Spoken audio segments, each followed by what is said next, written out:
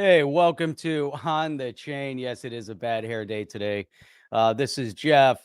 Looking forward to a great chat with you guys today. Had a little bit of a technical glitch with the dog this morning. He wouldn't come back home. So we're out walking and he kept dragging me in the other direction. But anyhow, we are back and we got lots of stuff to cover. He's right here at my feet right now. Uh, Milling about.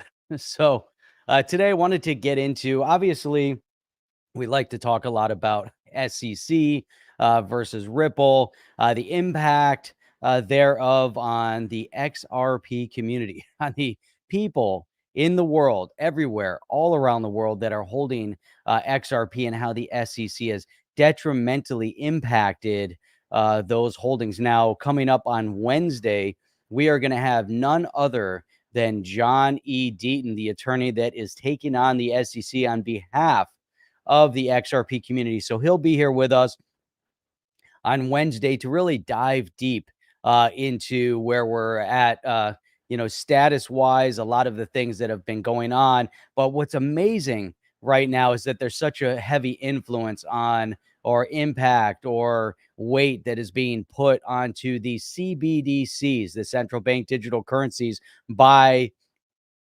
governments around the world. Now, obviously, we saw a hearing here in the Senate that we thought would have some impact on cryptocurrency, but in fact, they spent almost their entire time focused on stablecoin. And we're going to pull one senator's comments on that and kind of dig into that and figure out, hey, do these guys get it? Do these guys really know what's going on? Or do they just like to talk? Then there are some, or I should say, well, there's multiple voices out there that have said the end of Bitcoin is near. One of them is an academic. Maybe he should keep his opinions within the halls of academia, and maybe they shouldn't go too far outside into the real world. Might be good, but I don't know. We'll have to dig into that. And guess what? Banks, JPMorgan, HSBC, Deutsche Bank, and many others are getting fined. Some of them because they are in breach of AML, and some for other nefarious purposes. So we're going to get into that. And there's so much more to dig into. Lots of great things going on. But if you guys are ready to start, I say we start. Let's go. Welcome to On the Chain. If you haven't done so already, make sure you run out and grab your best espresso, because espresso is outstanding, and it's not a Saturday morning here on the chain if you don't have your espresso. And I don't think that the notifications went out. So if the notifications didn't go out, it might be very helpful if we start shooting those out there via the Twitter mechanism. So if you guys can help out and just tweet this out, that'd be outstanding. I might have missed the window of notification. I think we ended up going up around 7:20, which might have been just a little bit too late to see notifications start going out there. Big good morning to Hydroponics Alan. Good morning. Just started to tune in. Awesome. You got your espresso going. I do actually. So thank goodness. Unfortunately, it's not hot, but that's okay. You know what? This is ice chilled espresso, and it's outstanding. Outstanding. It's good after a long walk. There's my water, and to make sure I still had it here. So, all right. What are we going to cover? What are we going to get into? What is some of the great things that are going on? You know why? One of the other points that I wanted to get into. So, this whole Russia ban from using SWIFT, the US and the EU want to weaponize, politicize SWIFT. One of the things that have been talked about extensively when it comes to the crypto space, the growth of solutions like Ripple's RippleNet. Can it be safe from the weaponization or politicization by different entities? Now, you have the US and the EU talking about banning Russia from using SWIFT. Now, in turn, Russia obviously is also then ramping up their solutions. Now, Russia already has its own cross-border remittance payment solution. Offhand, I don't remember exactly what it is, but it's been around for a number of years. Now, the thing is, though, that the rest of the world using Swift makes it a little bit difficult. So Russia is ramping up their CBDC research or development or whatever, however you want to call it. We've obviously seen China ramping up their digital yuan. The question is, at a time right now where HSBC and IBM are also partnering with a French bank to test out cross-border uh, inner inner central bank digital currency transaction. It is highly suspect that that countries or treasuries or central banks are bringing such a huge focus on central bank digital currency while continuously bad mouthing stable coins and other cryptocurrencies while they seek to identify how they can regain their foothold of control over the people. Is that what it is? Or are these countries concerned about their sovereignty and the impact on their sovereignty through the loss of their control over the monetary system of different countries? So you have to look, is it that they care about the people and they're trying to regain their sovereignty and make sure they don't lose that to anybody else? Or is it just really about making sure that the people are in their place and that and that they don't lose their control? The brick and mortars, the banks that have been around, for eons, want to make sure that they don't lose their place in history and that all of the control mechanisms stay intact. So maybe that's a point here. So why don't you guys give a Simon says, I don't like XRP. I even love it. Hydroponics Alan is saying, I really need help with the whole Zum wallet. I have a wallet, use my ledger, do the trust lines. My question is, do I need to take my XRP that I have in my ledger nano and transfer it onto it? I don't. If there's a connection, a trust line connection to your ledger, then I don't know if you need to actually move the asset. But if your trust line is strictly over on the Zum wallet with no connection to Zum, I don't know if you can create that connection. Maybe there's someone out there. I haven't tried it. I have not done it. But in one scenario, I did move for the Vagabond thing. I moved 1,000 plus XRP when I created that trust line over to Zum. And I was thinking about, there's a snapshot coming up here for Solo on the 24th. So that's one of the things that we definitely want to contemplate is, what are you doing? Now, BitTrue is also doing the drop for Solo. So it's I guess there's all sorts of great things here. Norseman, what's up, everybody? It's Saturday morning motivation with Jeff the mathlete. I've never claimed to be a outstanding mathlete, just a good one. Jim D saying brilliant U.S. policy, not ban Russia from delivering money via SWIFT to invite them to deliver rare commodities like uranium via hyperspeed deliver nuke weapons. That could be a good way to deliver uranium. It's direct. It's very, very direct. All right. So very direct. All right. So I do want to start out. Oh, I already opened the tweet. Now let me share. Make sure share a little bit of audio just in case. Now this one, we showed this the other day. So this might be repetitive to watch this. Oh, forgot to put my headset on. So this might be repetitive to watch this, but definitely worthwhile seeing. So what we want to do here. All right, let's pull this up. Oh, whoa. Just knocked the coffee over.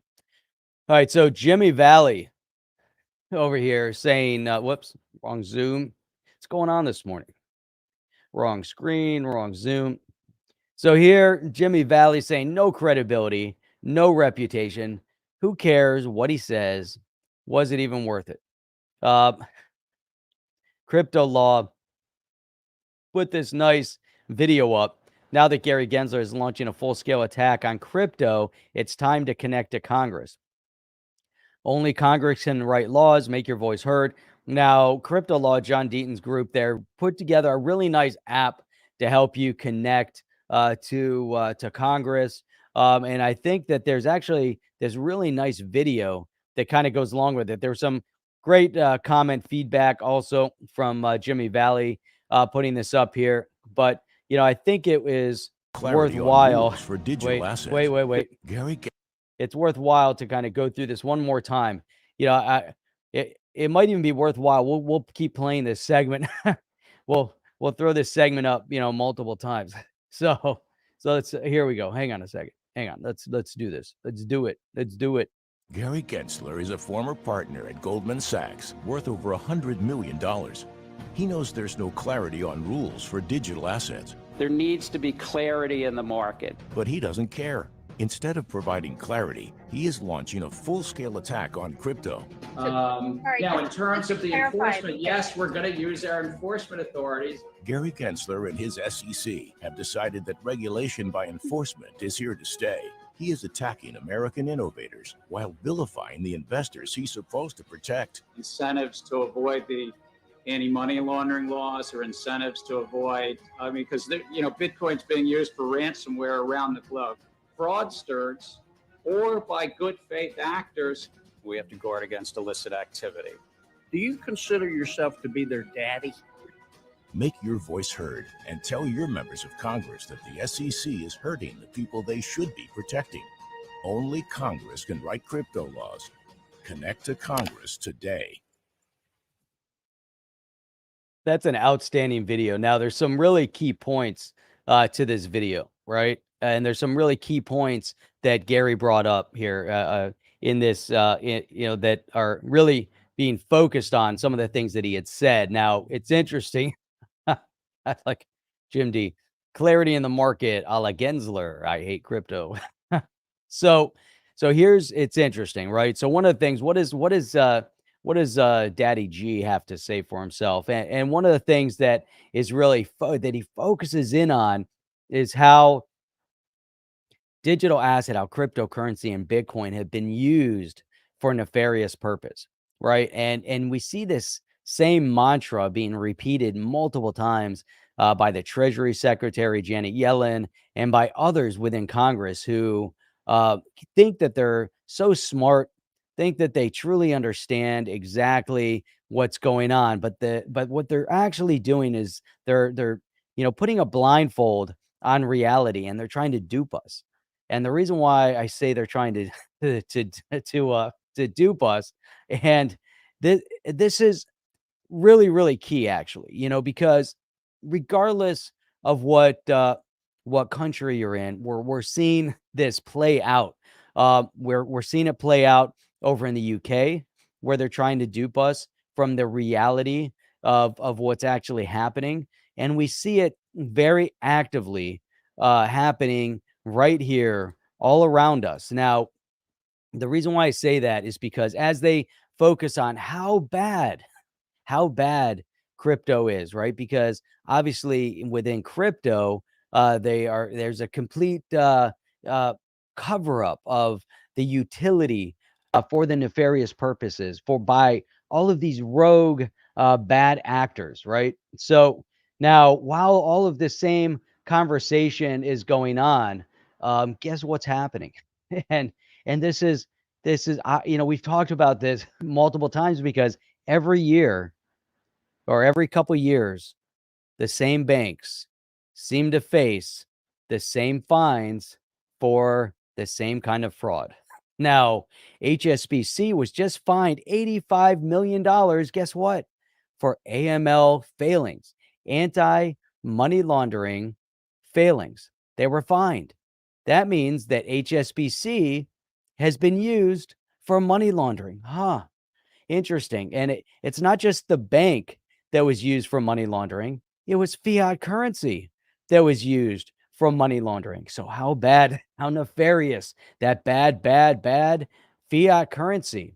Now, in this scenario, this was over in England, right? So, Britain's financial regulator said on Friday that it had fined HSBC 63.95 million pounds for failings in its process. Now, if it has a failing in its process, that means that somehow the money laundering has taken place, because it doesn't just exist if there's a weakness, because the weakness existed for 8 years. Now they're just focused on March of 2010 to March of 2018. So for 8 years. Now, Bitcoin came into existence in 2010. 2010 to 2021, the one thing that we know about Bitcoin and other digital currency, although some of it has been used for fraud, is that by and large, cryptocurrency is transparent in nature. So once you start connecting dots, it can be relatively easy for some of these organizations that are out there that are tracking and looking for money laundering and terrorist usage of cryptocurrency. They can go back and start connecting dots. Obviously, it takes some additional resource, but they're out there and they're tracking, and everything is documented on the ledger. Not so with the bank. And we're going to see exactly why it's not so with the bank. So the fact that we see so much discussion, so much talk about the nefarious purpose use of digital asset is really more of a fraud against the people, because really the conversation should then be the banks that we've come to rely on. The fiat currency that we've come to rely on is used in criminal activity. It's being used by criminal organizations. Wow, really? So here, the Financial Conduct Authority, the FCA, which is over in England, said it had found 3 key parts of HSBC's transaction monitoring system that showed serious weakness over a period of 8 years. Really? The regulator said HSBC had made a string of failings, including inadequate monitoring of money laundering and terrorist financing scenarios until 2014, and poor risk assessment. Now, Deutsche Bank had also got caught up in anti-money laundering schemes to where there was also corruption and movement of money around through terrorist organizations. Really? No kidding. HSBC was also found to have had inappropriate testing and did not check the accuracy and completeness of data. Now, these guys are fined and they get away with it and they move on with life. They don't get dragged in front of Congress questioning whether or not they should be legitimized or delegitimized as a mechanism of moving money or storing money. The fiat currency isn't questioned, and the banks are not being questioned for that. So they get fines and then they move on with their life. Now, while all of this has all just happened here recently in terms of the fines that were placed. Now, what we're going to see here is that JPMorgan was recently fined $200 million for letting employees use WhatsApp. Why did they let them use it? Well, to evade regulators. I mean, you can't make this stuff up, right? I mean, here you have a Senate hearing, a banking committee Senate hearing last week, and they talked about stable coins and how how it might not be legitimate and how it should follow the same banking authority, and maybe even the banks should be the sole source for stable coins. Now, while we see all this happening, these big entities, HSBC and JPMorgan, facing massive fines. And really, these fines are really a drop in the bucket for them, right? This an $85 million fine for HSBC. I mean, come on, that's really just an Excel spreadsheet error for them, right? $200 million, an Excel spreadsheet error. I mean, do they really notice $200 million going missing? I mean, we just saw, we saw some, what was it? Celsius, I think got, they had some of their asset over on a different platform, leverage, whatever. And that asset got hacked. And I think it was for like in tune of like $50 million. right? And then life goes on, right? The world doesn't stop spinning for 50 million. It was lost, stolen. Now, in this case, they're asking HSBC to pay 80. Where does the fine go? Who gets the fine? That's what I want to know. Now, in this case, 200 for you letting their employees use WhatsApp to evade regulators. Now, doesn't that deserve further investigation? I mean, if you're trying to evade regulators, what does that mean? And like, does that not mean that there's something nefarious going on behind the scenes? Just some of the bullet points here. The SEC announced Friday that JPMorgan admitted to bookkeeping failures and agreed to pay $125 million to settle the charges. Another regulator, the CFTC, fined them $75 million. So a total of $200 million. The SEC said JPMorgan acknowledged from January of 2018 to November of 2020, its employees used personal devices to send text messages, WhatsApp messages, and emails about company business. They want it outside of the company servers. Even the managers and senior personnel responsible for compliance use their personal devices to communicate sensitive business matter. Does that make you feel good? I mean, at this point, are you like, hey, this is awesome? It's like JP Morgan, outstanding work. You guys are evading the regulators. Now, what happens? They get a little bit of a slap on the wrist for making that happen. The workaround picked up in popularity after two of the industry's biggest trading scandals of the past decade involving manipulation of the LIBOR and foreign exchange markets hinged on incriminating messages preserved in chat rooms, resulting in multi-billion-dollar fines for banks. Multi-billion, right? I mean, come on, look at this. Traders at JPMorgan, Morgan Stanley, Deutsche Bank, and other firms have been dismissed or placed on leave for infractions tied to the practice. But the SEC order revealed how pervasive, right? That means it's everywhere. So is blockchain the problem? Is blockchain the epicenter of everything that's happening? Or is it the banks? Is it the central bank? Is there a systemic failure within the treasuries? Is there a systemic failure within the SEC that is overseeing what's going on within this banking space? Now, the question is, if all this nefarious activity has taken place within the banking circles, what in the world is going on when they start attacking DeFi, when they start attacking the exchanges, when they start attacking Bitcoin, or they start attacking XRP, right? You have to ask yourself that question. These are all on a ledger that are available to public view. So now imagine a bank is trading or moving money through the blockchain. Let's say they're using XRP. All of those transactions are then now recorded into the ledger. All those transactions can actually be visualized through the ledger. Now, even if they had a private ledger, and let's say there's some transactions that can be hidden from public view, if there was an audit done, the audit can easily see the transaction. So interesting stuff. Now it's not just JP Morgan, not just HSBC, but look at this one. And then we'll go to the last article that Chip put up into there, right? So look at this one. Deutsche Bank handed $124 million in bribery fines by the U.S. court. Bribery fines. Now, come on. Germany's biggest lender has agreed to the payout to settle allegations that it broke U.S. anti-bribery and commodity trading laws. What in the world is going on? Deutsche Bank agreed Friday to pay fines and penalties of more than $124 million to avoid criminal prosecution in the U.S. They can pay the fine and you won't have to face criminal prosecution. I mean, it participated in bribery scheme to win business in Saudi Arabia. Really? Is this Is this what's going on? Are these all the things that have been going on?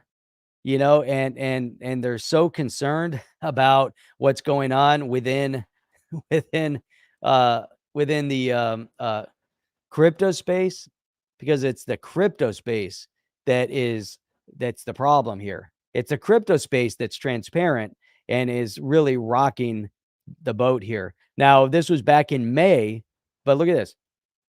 The Fed is reportedly weighing fines for Deutsche Bank over the bank's insufficient anti-money laundering controls. So this was back in May. Another one. So here we have Deutsche Bank facing all sorts of fines, all sorts of penalties, multiple issues going on here because of bribery, right? Anti-money laundering issues, right? Lax controls. JPMorgan for evading regulators. HSBC also for weak anti-money laundering processes. I mean, you can't make this stuff up because it's true.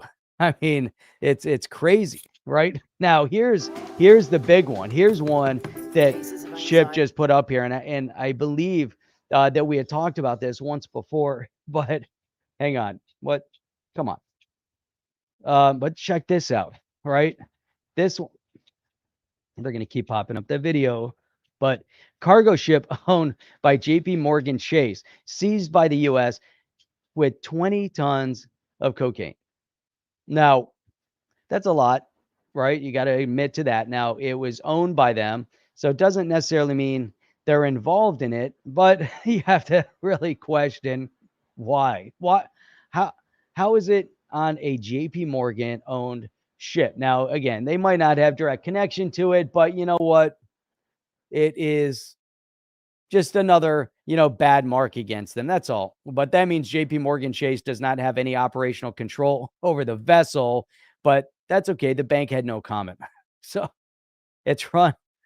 It's a Liberian flag ship that's run by the Swiss-based Mediterranean shipping company. Obviously, it went without notice, but come on, $1.3 billion. This was back in 2019. I mean, so that's a shock. That's definitely a shocking issue. But this is just, it doesn't look good. It doesn't. I mean, right, that's right. So it's like, come on. These are all the things that are going on, right? This is while they're having their meetings. And so let's go to our buddy, Senator Brown. Now, Senator Brown is from Ohio. Now, he wants specific rules for stablecoin. Now, as we look at his specific rules for stablecoin, we could say, hey, you know what? Maybe some of what he says makes sense. I mean, it's definitely possible, right? Maybe he has the best interest at heart for cryptocurrency and DeFi. I don't know. Maybe he's just referencing stablecoin, but I think it's just stablecoin.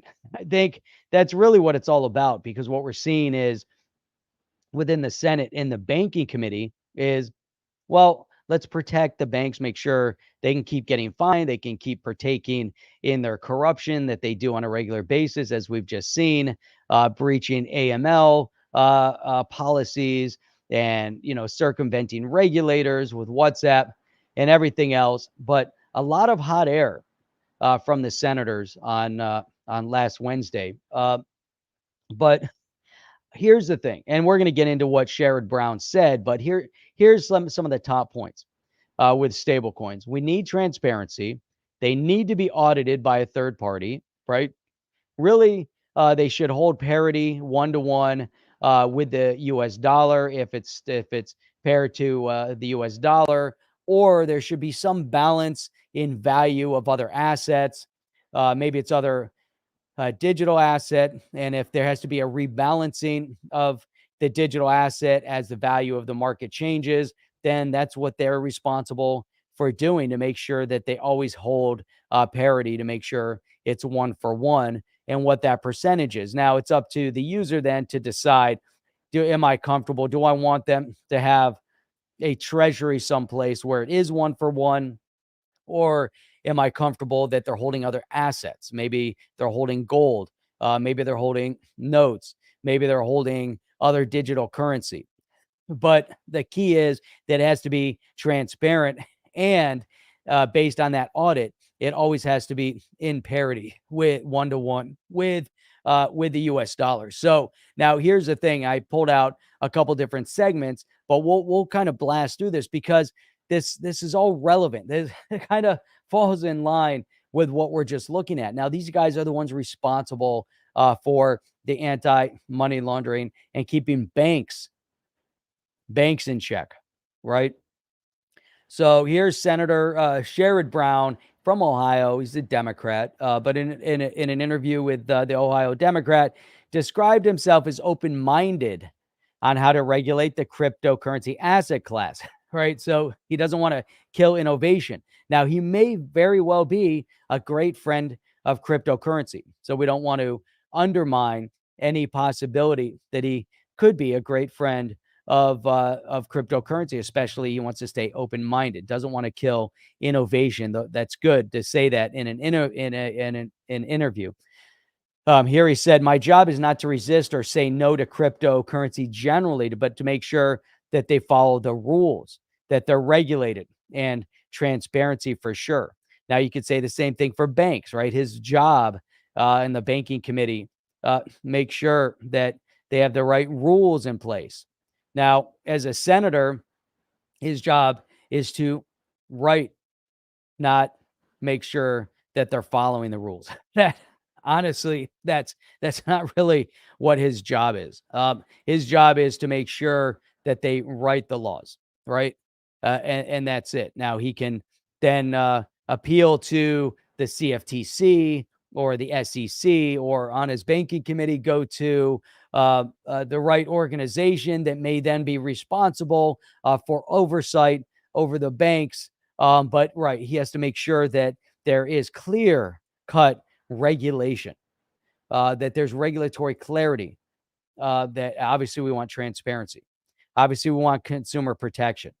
Obviously, we want to make sure that cryptocurrency is not taking advantage of others at the expense, especially of the economy. So we don't want the economy to be jeopardized by the rise of cryptocurrency.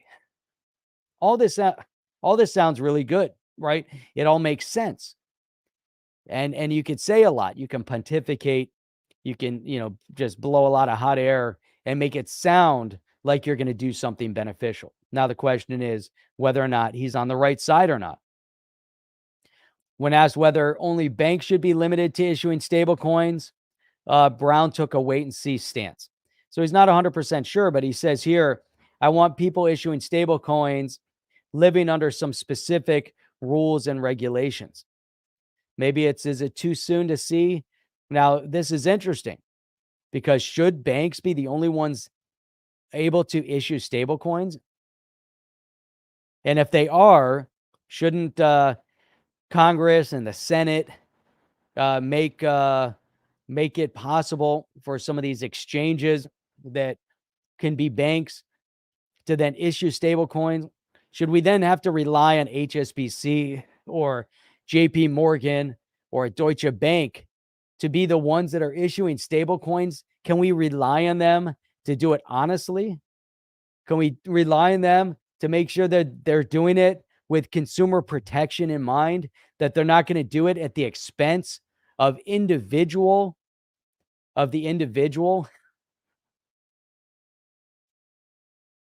I don't know. That's a big question. We see some really uneasy things that have been happening and transpiring.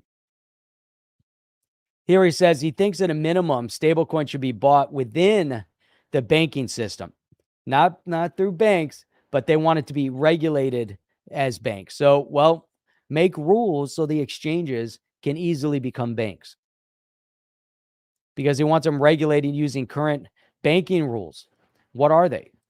Is that even possible? Do they fit within the banking rules? So here he's saying he doesn't know if banks should do it, but he wants it to be brought within the banking system. Now, if exchanges cannot get banking licensing, then there's only one way that the stable coins are going to be brought under the banking system, and that's through banks. So if they don't make it possible, and they can say, well, we want this, it doesn't have to just be with banks, but then they make it impossible for exchanges to easily get banking licensing. Right? Stablecoin issuers should be transparent about the reserves. We can all agree 100%. So we're not really that far off in our thought process. The question is, we have to have people that understand the fundamentals of what it might mean to bring stablecoin and then other cryptocurrency potentially under a banking system regulated by current banking rules that may or may not be applicable to the cryptocurrency space. Brown argues that they should hold a ratio of 1-to-1 in US dollars in short-term treasuries. Now, this is a big question mark. Like, I was saying earlier, yes, transparent. We need to know what the reserves are. The question is, should it always be 1-to-1 to the currency that they're staking, that they're holding to be stable against?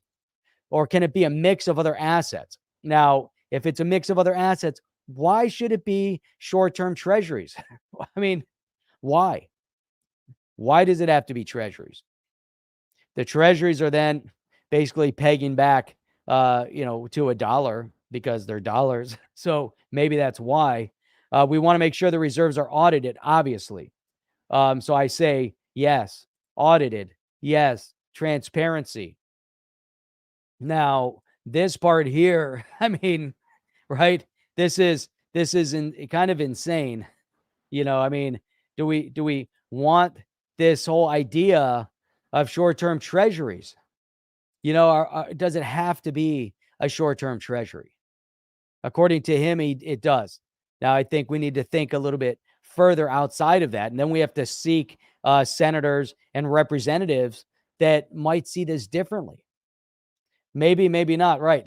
Treasuries are not dollars, but investment, so, but the question is, right, they're definitely not dollars, but the treasury are basically, it's investment. It's, at the end of the day, asset, so that is invested in by dollars, which have then value back to dollars. So that more control, right? So, right. And so the question is, at this point, do we want that to happen? That's full control and regulation under the banking system. Now, his comments come after the Biden administration recommended that only banks be allowed to issue stablecoin. Again, this is going back to this idea that everything they've done up to this point is perfect, is awesome.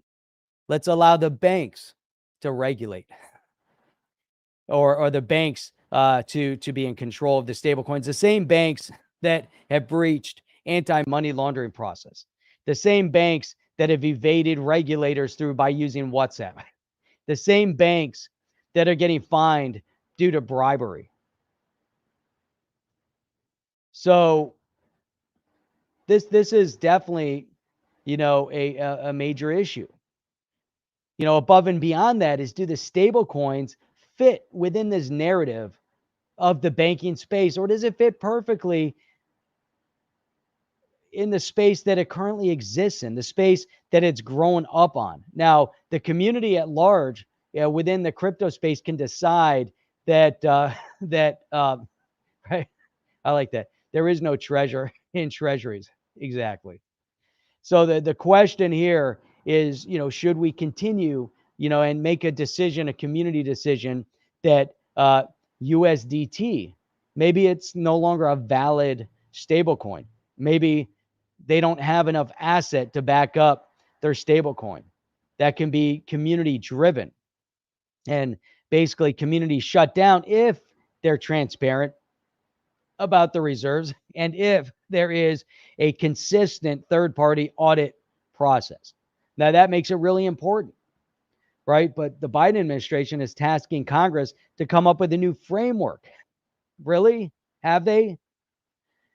And it's interesting because they keep talking about the risk to the users, the protection of the users. Like at the SEC, we hear Gary Gensler constantly talking about protection of the investors, the retail. Here, Sherrod is saying, I'm hopeful next year the Senate Banking, Housing, Urban Affairs Committee, working with the House and Senate colleagues, can put some rules on the table. So, obviously, there's a lot to go on, right? The Securities Exchange Commission, Federal Reserve, Department of Treasury, all looking at what we do about stablecoins. Hey, that's great. They want to sit down and have a conversation. At the end of the day, the rules are going to be written by Congress. That means by the House. That means by the Senate.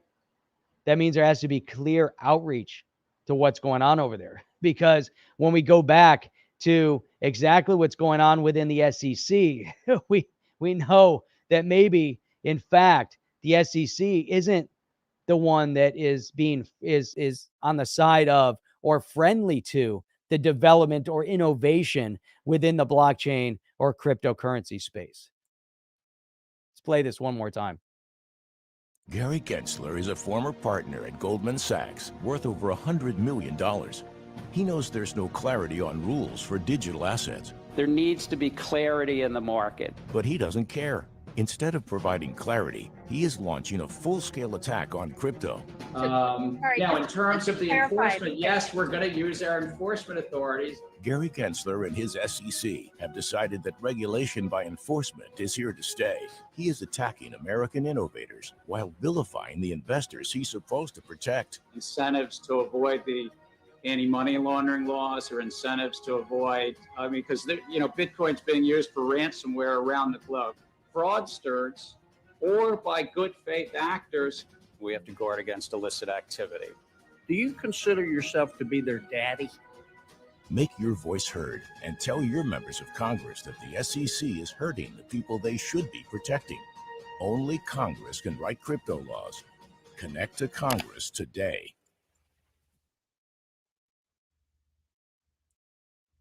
Now, we'll just keep playing that. You know what? Because it fits so perfect. I mean, it's so perfect, right? Sophie's saying cash hasn't been used for ransom ever. It's never happened. We've never seen it happen. Borg here, imagine peddling tokenized drugs in the metaverse, new future drugs that can bring you into another realm within the meta. Crazy stuff, right? Here we have gold used to be in the treasury, hence treasuries. It was the U.S. treasure chest held in trust. Since the fiat system, it's a treasure and military. Why they push patriotism? Nothing wrong with patriotism. However, there is a problem when they want you to invest and put some of the stable coin into the treasury. They want a piece of the action. That's at the end of the day. That's what this is all about. This is about control. It's about power, right? It's about making sure that the individuals, the people, cannot benefit from full decentralization. Because the one thing that is obvious, the one thing that everybody is very clear about, and they know the same thing, is that decentralization brings about freedom on a global scale. So we're seeing this everywhere. We're seeing this, the dynamic of the cryptocurrency space, right, is really changing everything. Josh brings up a good point. The dollar 100% backed by military force. We know it no longer, it's just the paper. It's the government backing up the value. So the government says, we back up the value. You come to us, we have the value. But what is the value? Right? Exactly. There isn't anything behind it at that point. And that's it's a global phenomenon at this point. And they print more, they print more, they print more, and it becomes a major issue. Now, there's a lot to this. There's definitely a lot to it. and we can get into the whole dynamics of the political aspect of the Treasury. And maybe Chip and I will get into that, on one of these shows here. But 8 Bits Long is saying, what do you say about the Canadian exchanges dropping XRP for no reason? I think there's a lot of pressure that's being exerted by certain entities. And I'm sure that John Deaton could probably attest to it or point to it, based on some of the things that are definitely happening at much higher levels especially within the SEC, and the pressure there, that is being that's being applied. Now, if you think about, within Canada heavily relies on what's happening, for sure, what's happening down here. The Canadian economy relies on the United States. The U.S. probably one of Canada's largest export and import partners, without a doubt. Canada has a relatively small population compared to the U.S., and the use and import is much greater. So there's a lot of politics at play there. There's a lot of orchestration, and I'm sure that when it comes to the case, they're going to point to Canadian exchanges also delisting or pausing the listing of XRP. So I'm sure there's a lot more to it. And good question when we have John Deaton on to discuss and ask more from a legal perspective about this. So here's something, and this is monumental. This goes beyond what the government has expected, whether from a Senate level or a congressional level or at the SEC. Now, the SEC normally used to going after companies. They don't ever think about the collateral damage, which are the retail investors. So if there's retail investors in a company, they go after them for breach of securities law. They never really think about the fallout. There's always going to be collateral damage. Now, Gary Gensler, in his search for his clarity or his purpose or whatever Gary's up to, Mr. Daddy G, doesn't care about the retail investor. Now, the reason why he doesn't care is because they were cautioned ahead of time prior to filing the suit, and the SEC ignored the advice, ignored the point that retail investors would lose billions.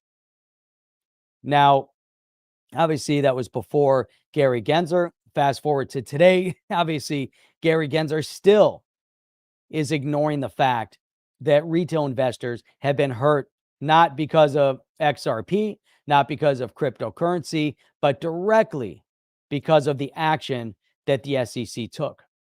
Now, normally, when the SEC takes action or the Senate speaks, they rely on the fact that the majority of the people will say nothing, right? The majority of the people will kind of go quietly into acquiescence, just accept fate that's been delivered to them due to the actions of others at higher levels within government making decisions, and you'll suffer the economic consequence. But now in this scenario, with the Senate saying insane things, with congressional representatives who have said insane things, people have spoken up en masse. The SEC has probably never faced a lawsuit by the retail investors of anything. Now you have 60,000 retail investors that are actively going after the SEC for what the SEC directly caused, the losses, the detrimental impact by the actions of the SEC. And now more than that, and this is really interesting. So I want to bring up this comment here because this was a comment to this Jimmy Valle tweet and to CryptoLaw's video that Gary we've showed Gensler is a couple of times here. But this one, this is Gordon Gekko. Now, it's so spot on, because here's the thing that they did not anticipate. Here's something that they did not anticipate. Hang on a second. Here's something they did not anticipate, right? And what they did not anticipate here is they obviously didn't realize they were poking a hornet's nest when they went after XRP holders. This is the SEC. Now, here's the point. Here's the major point.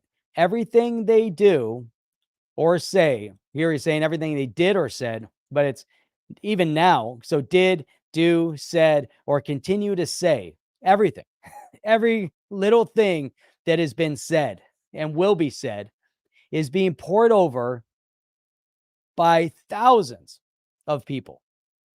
Thousands upon thousands of people all over the world are looking where they put a comma, where they put a period, where they put a hyphen, what kind of comments they have, how they enunciate something, how they pause in their speech, looking for every inconsistency, every conflict of interest, every potential lie that has been said is going to be exposed. Things that are on video, things that are in writing, things that are being said by the current SEC, things that have been said by the previous SEC, things that are being said by the current chair of the SEC, by the commissioners of the SEC, by previous commissioners of the SEC, and by the previous chair of the SEC. Thousands. Leading up to this, almost nobody cared, nobody looked at, nobody reviewed, nobody went back, nobody questioned anything. If the SEC did something or said something, nobody cared. Now, everybody cares that's concerned about cryptocurrency, and in specific, people within the XRP community. Tens of thousands of people. There's 60,000 people plus that are signed on to this lawsuit against the SEC because of damages that the SEC directly caused. Now, there are going to be inconsistencies. There are going to be conflicts of interest. There are going to be lies, whether purposeful or not, that will be discovered because they say things. Then they say they didn't say things. Then they say things again. And it's amazing because the SEC and government officials at large are not used to this.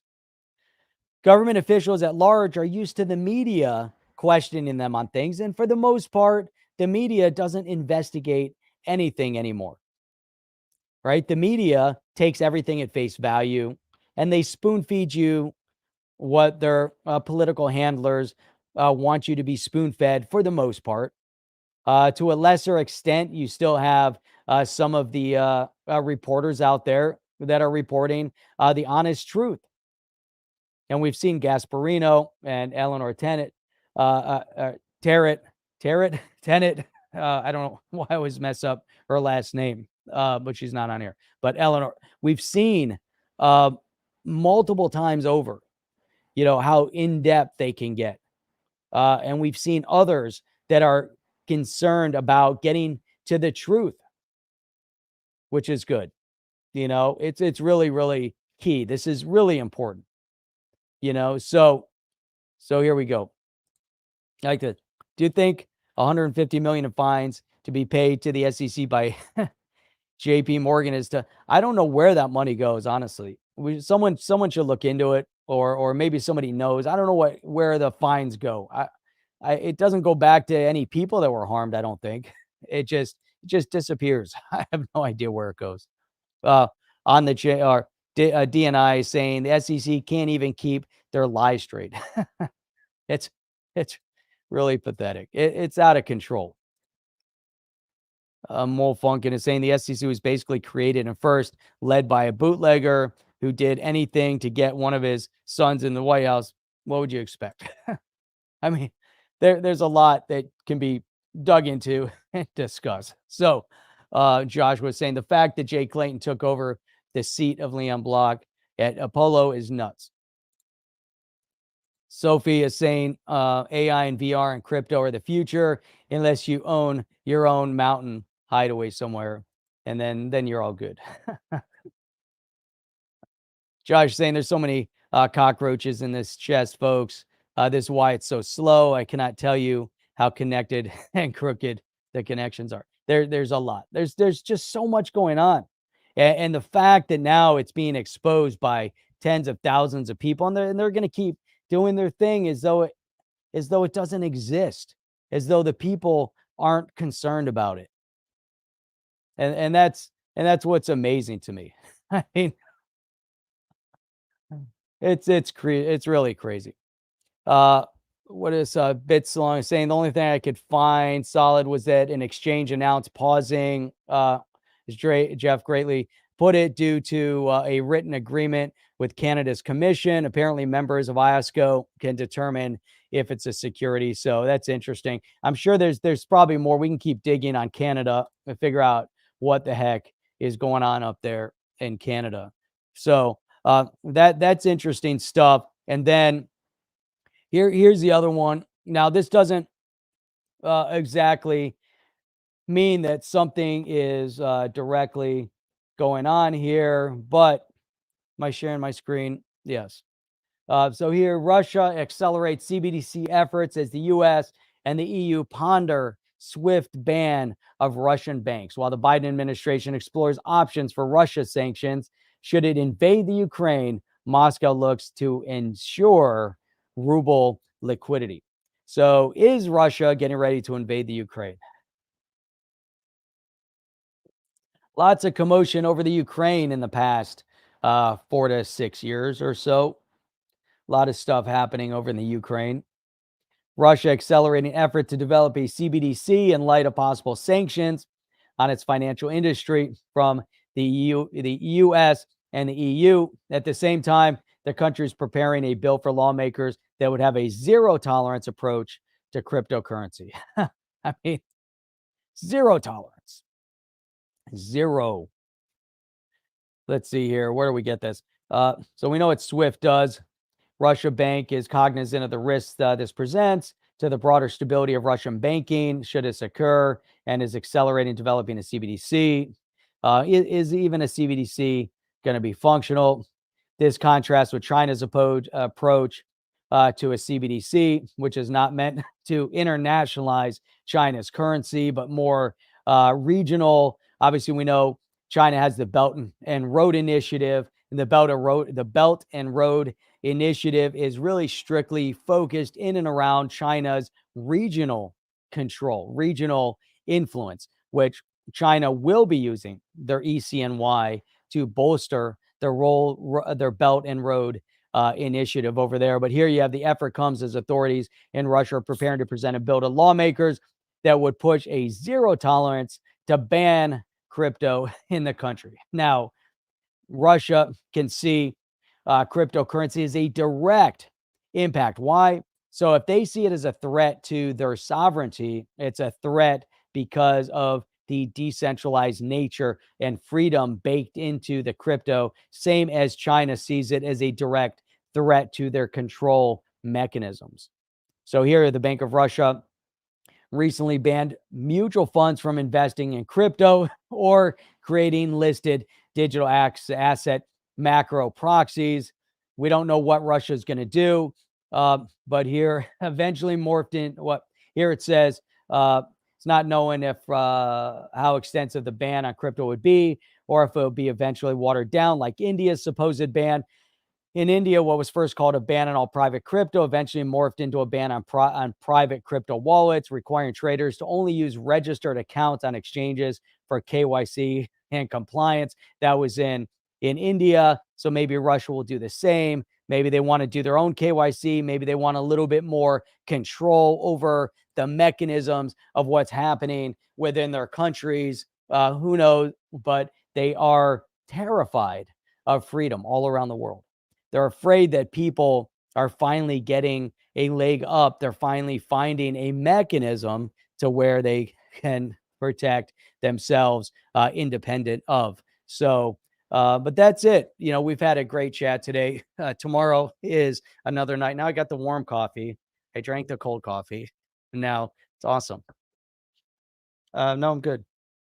It's good. But appreciate everyone for being here with us. Tomorrow, Sunday night, we'll be back here with Chip as co-host. And then stay tuned for Wednesday because we will have John Deaton on Tuesday. We're going to have the team from Vagabond on with us. So prepare your questions. We don't want that to be hostile in any way. We'd love to get into the project, understanding Vagabond a little bit more in depth. We don't want the entire conversation to be monopolized over airdrops and such. We'll try to address that quickly and move on into the exciting part, which is the real long-term project of Vagabond and Overstep, kind of what everybody has already seen. So tons of stuff going on. Looking forward to next week, Tuesday and Wednesday. Make sure you tune in. We'll get those out there and prepare your questions for Wednesday. There are those. We have some members within the On the Chain community. If you go over to onthechain.io, you too can be a member of the On the Chain community. You can get the emails and you can further support On the Chain on the website, as well as obviously you can through Google. Tweet this out, get it going, show up, and we'll see you guys back here tomorrow night. Looking forward to it. If you haven't done so already, make sure you hit that subscribe button. That definitely helps out. The thumbs up, the bell notifier, all that good stuff. And we're over an hour. I thought I was going to keep it under an hour, and somehow that didn't happen. So without further ado, I'm out. Normally that's on the way in, but I'm out. You guys are amazing, and we'll check you guys out on the next one. See ya. Are you down with OTC? Please like, subscribe, and click the bell to be notified when the next video drops.